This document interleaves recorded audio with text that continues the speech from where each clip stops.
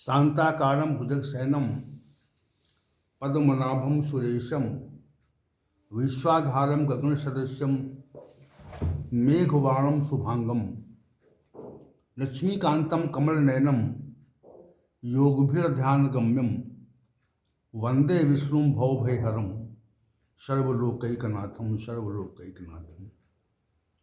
आज पुनः हम भगवत गीता के इस विशेष ज्ञान सत्र में दूसरे अध्याय के श्लोक संख्या 47 पर विचार कर रहे हैं और जो कर्मण्य वालिका रस्ते श्लोक है उसी पर चर्चा चल रही है। हमने ये जान लिया कि मनुष्य पर जिस गुण का प्रभाव होता है उसी गुण के प्रभाव से उसकी क्रियाएं होती हैं। सात्विक गुण के प्रभाव से मनुष्य शुभ कर्म करता है, अच्छी क्रियाएं करता है। राजसी गुण के प्रभाव से मनुष्य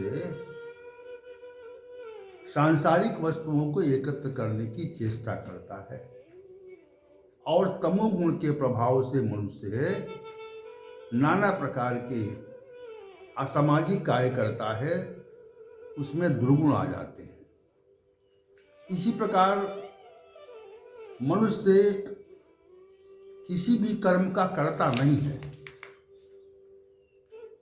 मनुष्य प्रकृतिजन्य गुणों के आधार पर ही अनेक प्रकार के कर्म करता है, अर्थात जो मनुष्य जिस गुण से प्रभावित होता है उसका वैसा ही आचरण होता है। इस तथ्य से स्पष्ट है कि कर्म में गुणों की प्रमुखता है, अर्थात गुण ही कर्म में आधार है। हम सब कोई भी कर्म करते हैं उस कर्म का अपने को कर्ता मान लेते हैं। वे त्रिगुणों के प्रभाव से कार्य होते हैं, तो हमें किसी भी कर्म का स्वयं को कर्ता नहीं मानना चाहिए। यदि मनुष्य सात्विक गुणों से प्रभावित है तो वो दुष्कर्मों की ओर कदापि प्रवृत्त नहीं होगा, और तमोगुण से प्रभावित है तो वो सत्कर्मों की ओर प्रभावित नहीं होगा, न ही सत्कर्मों का आचरण करेगा। ये तथ्य स्पष्ट कर देता है कि मनुष्य को अपने को कर्ता नहीं मानना चाहिए।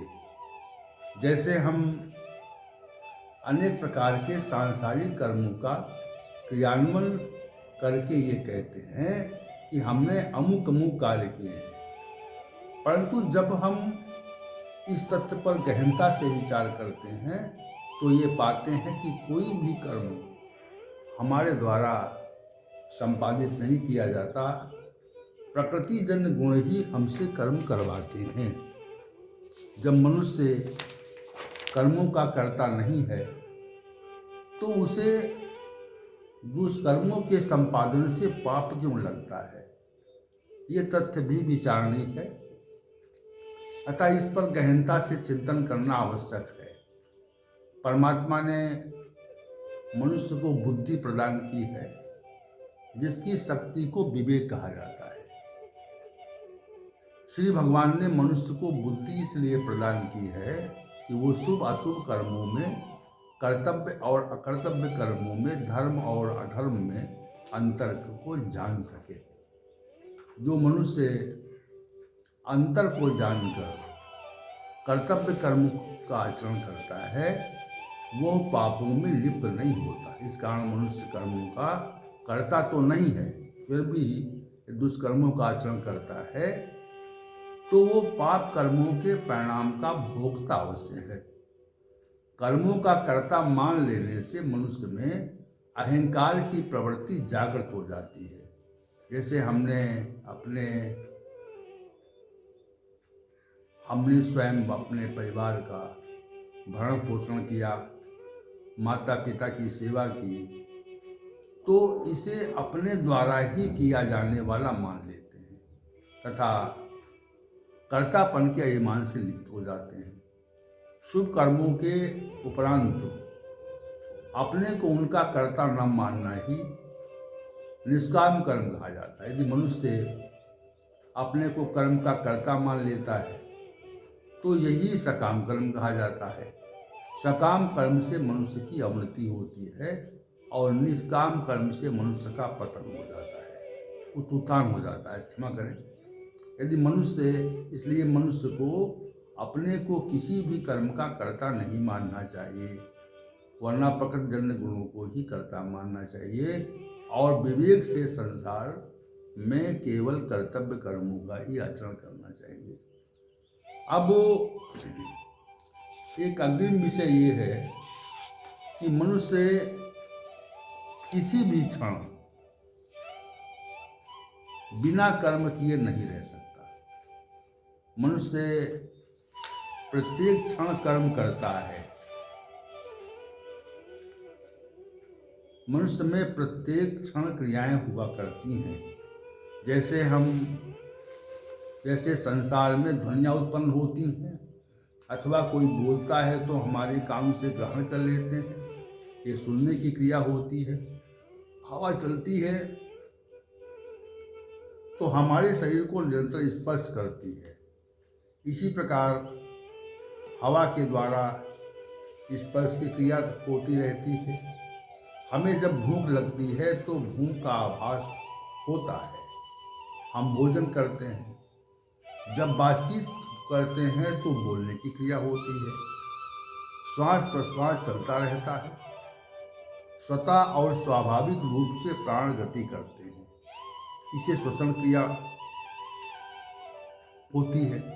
इसी प्रकार जब हम कहीं जाते हैं तो हमारे पैर गति करते हैं, इसे गमन की क्रिया कहते हैं। संसार असंख्य वस्तुओं से भरा पड़ा है।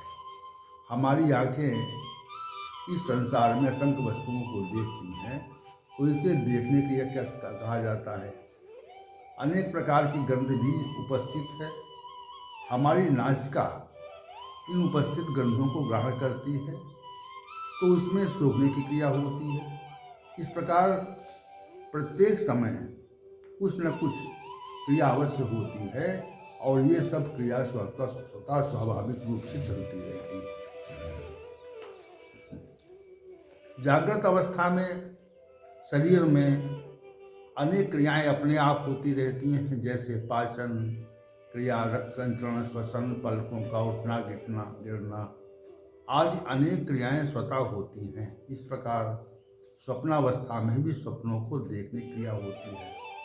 हम स्वप्न की अवस्था में अनेक प्रकार की विलक्षण वस्तुओं और स्थितियों का आभास करते हैं, ये भी स्वतः ही हुआ करता है। सुषुप्ति अवस्था अर्थात निद्रा काल में सोने की क्रिया होती है। प्रत्येक अवस्था में अनेक प्रकार की क्रियाओं के होने के कारण ही ये सामान्य रूप से कहा जाता है कि मनुष्य किसी भी क्षण कर्म किए बिना नहीं रह सकता। मनुष्य शरीर प्रकृति के अधीन है और प्रकृति निरंतर गतिशील रहती है। प्रकृति की इस गतिशीलता के कारण मनुष्य भी निरंतर गतिशील रहता है। यदि वो शांत बैठ जाए तो भी उसमें देखने की, सुनने की, मन द्वारा विचार करने की और बुद्धि के द्वारा विनिश्चय करने की क्रियाएं बंद नहीं हो सकती। ये भी सामान्य रूप से चलती रहती है। मनुष्य किसी भी क्षण कर्म किए बिना नहीं रह सकता। इस तथ्य का विशेष संकेत मन, बुद्धि और अहंकार की ओर है। मन प्रत्येक अवस्था में निद्रा काल को छोड़कर कुछ न कुछ अवश्य विचार करता है। हम चाहे चल फिर रहे हों, किसी वाहन से कहीं जा रहे हों, कहीं बैठे हों, किसी से बातचीत कर रहे हों, किसी दृश्य को देख रहे हों, लेटे हों, भोजन कर रहे हों, आदि आदि स्थितियों में भी हमारा मन निरंतर चलायमान रहता है। तो ये मन के द्वारा कर्म का किया जाना माना जाता है। और जब हम मन गतिशील रहता है तो अनेक प्रकार की क्रियाओं का संपादन करता है। तो बुद्धि भी गतिशील रहती है, अर्थात विनिश्चय करती रहती है।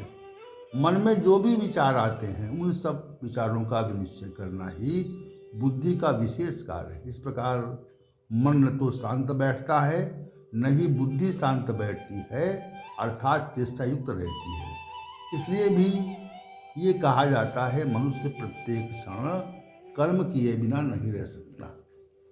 अहंकार भी, इस तथ्य को हम कल पुनः प्रस्तुत करेंगे। ओम सहनावतु सहनौ भुनक्तु सह वीर्यं करवावहै तेजस्विनावधीतमस्तु मा विद्विषावहै। ओम शांति शांति शांति।